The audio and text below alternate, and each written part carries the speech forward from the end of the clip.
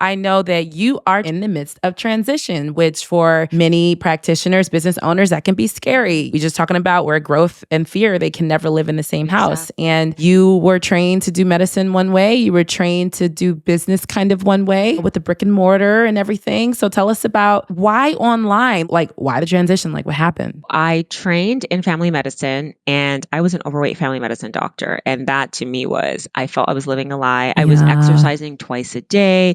I was eating right according to what I had been trained to do. And I was still overweight. And then it wasn't until, as I mentioned, genetic weight loss came into play for me. And so I wanted to learn more. I wanted to learn more about weight loss, obesity, and I became board certified in obesity medicine as well. Working as a family medicine doctor is something that I had been doing for the past couple of years. And it just got to a point where I felt like these 10-minute appointments weren't enough. I felt like I wasn't really helping people to say, well, you have prediabetes. I'll see you in 6 months. People need more than that. With my clients, I can spend 1 hour with them on the initial consultation, and then we're connecting base all the time. A lot of my clients have my cell phone number. I love that. I love the fact that they're in a restaurant, they can text me and say, Dr. Phyllis, what do you think about this meal?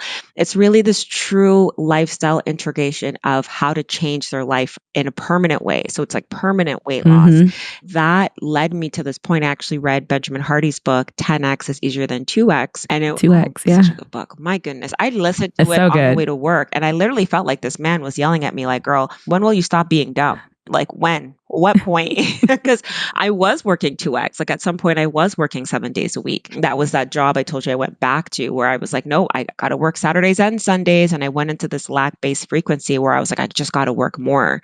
And then it wasn't to the point where I read that book and I realized, no, you got to pick your zone of excellence and everything else has to fall away. That was the hardest decision to make. It took me like 6 months, lots of crying. What did that mean you had to give up? What did that My mean? clinic and my patients, and just knowing that yes, I'm going to be able to add more value on a grander scale, a greater scale with thousands of women now if I devote myself completely to Gene Lean 360.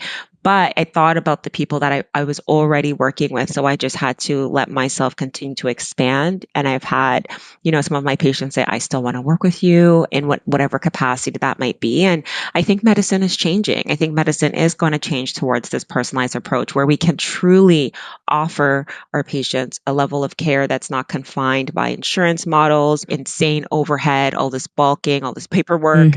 So that's how I made that decision where I was just like, I can't keep doing things the same way. It's a new chapter, like door closed. Like being found online is not easy to make money immediately. What was your process? So you went into this smartly without having like years of having to take out the loans and the things you were talking about before. Yeah. So for me, it was the marketing piece that was like key and crucial. So when I was trying to like prematurely move into this online space, I had to go back to the drawing board and be like, I got to fix my marketing. I'm doing a disservice if I say I want to help people and then they can't find me. So that's on me. So I got to suck it up. I got to get on the social media. I got to make the post. I got to be not afraid to be seen. I mean, the ad that you're talking about where I'm eating pizza in my car was literally a day I bought pizza for my kids. And I was just like, let the people see, like I eat pizza. And there's a comment on one of the ads and they're like, she doesn't even take a bite. I was like, girl, this is like my third piece that I'm eating in the car. Like, I was gonna say, no, you were eating. Like it looked like, I think there was grease. Girl, like I was really hungry. Like the kids were probably like, Mom, bring the pizza in the house. We shame ourselves or we think we can't let people see a certain way of eating or being if we're quote unquote healthy. And that's not the case, right? We can live a normal life. You just need to know what's going on with your genetics. So that's how I made that transition. It was literally the things that I hated the most or the things that I had to do, right? So I don't want to post. I know. Oh my God. Like, And I always get through those moments. It's not like I enjoy posting any more than I did before, but it's that understanding that sometimes I'll be scrolling. This is what's necessary. And I'll see people post a lot of misinformation. And I feel, well, if I claim to be a physician who cares about people, which I truly am, then it's my responsibility to turn on my camera and say, hey guys, that's not the truth. That's not how it works. And do what I can on my little podium to spread the word, as uncomfortable as it may be.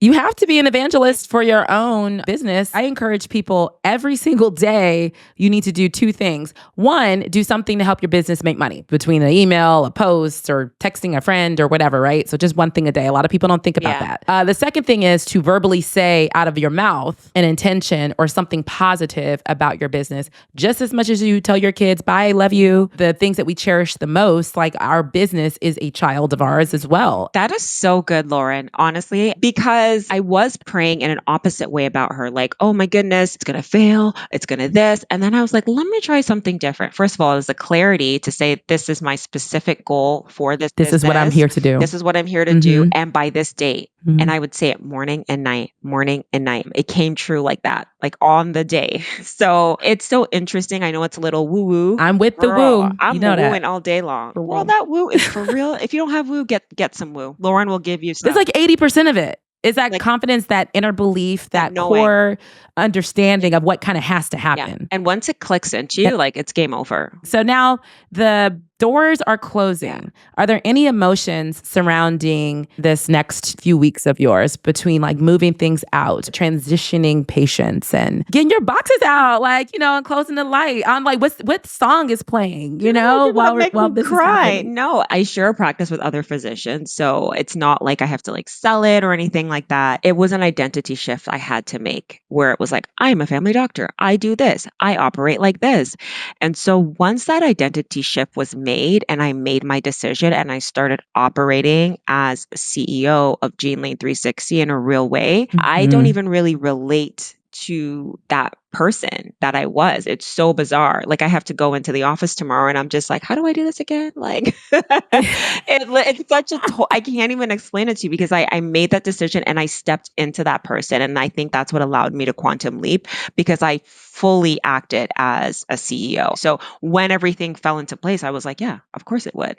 So it is sad. It is difficult because of my heart. That was my initial passion, but it's a necessary. And I just know that it's just what has to be. So now that we're fully online, you know, you're already operating, the business is up, you know, Gene Lean exists. Like we are going to share the details for you to find out more about how to get in touch with Dr. Phyllis. What's it been like launching this online business? I say that because I just know it ain't easy. It ain't easy. Tell us what this has been like. Best thing in my entire life. I sometimes sit and think like I wouldn't have met you. Like I wouldn't have met.